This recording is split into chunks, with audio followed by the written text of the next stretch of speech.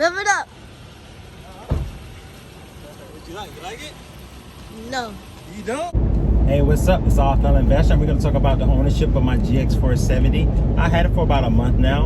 I was looking for a daily, and also I'm going to be PCS in Colorado, so I was hoping to find something that I can possibly live out of, and have four-wheel drive or all-wheel drive. So the GX-470 is everything and more. I couldn't imagine owning this vehicle back in 2006 because it packs so much luxury for the price. I mean, it has DVD player, CD player, tape player. I mean, it spans all the generations. The only thing it's missing is an 8-track, AM, FM radio, and it has Bluetooth connectivity, sunroof, leather, power, heated seats, DVD navigation. When I tell you this thing is a jewel, it was a jewel. And everything within that price point, I was looking at 4Runners. 4Runners cost considerably more, and I'm still trying to figure out why. Because this thing has a rock solid V8, and it sounds amazing. So I got the GX470 for $15,000 and think it was the best money spent ever. You have Lexus Toyota reliability, Lexus luxury and execution. The only thing that wasn't right on this vehicle, and I'm also very underwhelmed about, is the audio. So it has a Mark Levinson audio and has speakers everywhere, but it doesn't sound very great at all. But that's a simple fix. Otherwise, the V8 performs amazing. Very good get up and go. The only problem I have with that is that it drinks a lot of gas. I think I barely 19 miles per gallon. If I'm lucky, 19 miles per gallon. I just filled up and it cost me over $90. So I'm paying a lot to travel in this vehicle. Which is okay for the most part, because if you're gonna buy SUV, it's gonna cost a little more in the gas mileage. I will say that's kind of what makes the RX 300 or RX 350 and the 4Runner a little better, because you're saving some money when it comes down to gas mileage. But far as the room, 3-row seatings.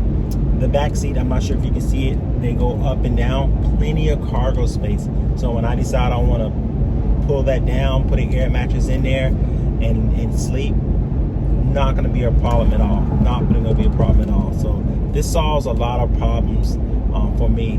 I've taken it on the first road trip down to Hardyville, South Carolina to see my mother, and minus the gas mileage, this thing performs wonderfully. I've had it up to 80 miles an hour on the freeway, and it feels like it's going 50 miles an hour. And another thing I like about it is when you look at the exterior of the GX470, I've always was very fond of it. I wasn't too crazy about the 4Runner, or I feel like this platform is overlooked. I'm not sure if you're getting that much more room, and I'm not really sure about the engine, but I feel like you're getting all of that without all the extra weight and the lack of ability being very nimble in a bigger vehicle. So it has a lot of different driving dynamic features and modes: ride height control, 4-wheel low, 4-wheel high, you name it. Memory seats, everything. It's just a wonderful vehicle for the price point. Like I said, at $15,000, I feel like I got a really good buy. Car is still in great shape. When you drive it amongst other vehicles, even though it's an older vehicle, it still looks amazing. It doesn't look like an old early 2000s SUV. It looks the part. So I think the GX470 is a really nice vehicle, especially when you compare it to its more expensive Land Cruiser derivative. It costs more, but I'm not sure if you're getting that much more. I mean, they both have 4-wheel drive. They both have V8s. They both have great build quality. But for some reason, the Land Cruiser demands a lot more. I do get the fact that it's bigger and a little more iconic, but I don't know, you're paying about $10,000 more to get a similarly equipped and conditioned GX470. So I'm satisfied with the GX470. It has everything I need and then some, and the price point is spot on. So my plans for the vehicle is to just bring it back up to its former glory first. A couple things I need to get done is the stereo system, which is a lot of speakers, and it comes from a great brand, but it just doesn't sound great at all. So that'd be the first thing I tackle, because I love music, and I think it's not becoming of such a luxurious vehicle not to have a great sound. So we're going to tackle that first. Next thing, we have some headlight issues. I'm not sure if I'm going to do it myself. If I do the headlights myself, I'll do a video on it. Buying brand new headlights doesn't really seem to be an option, given that this vehicle's a little older and not really worthy of brand new headlights. And if I can find someone to do it for me, I mean, like, do it correctly, where they're going to take it out of the vehicle, open it up, and clean the inside and the outside, that'd be something I'd be willing to entertain.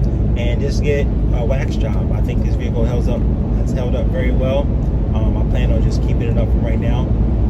Far as things, mechanical that I want to change, I'm not really sure if I want to change anything mechanical, because it's been doing quite well. When I go to Colorado, where it snows, I'm thinking about at least changing the snow tires and contemplating doing a mild lift. I do like the natural factory spec and look of the vehicle, so I'm a little hesitant about that, and I'm not sure about how those components would play with already an amazing suspension system.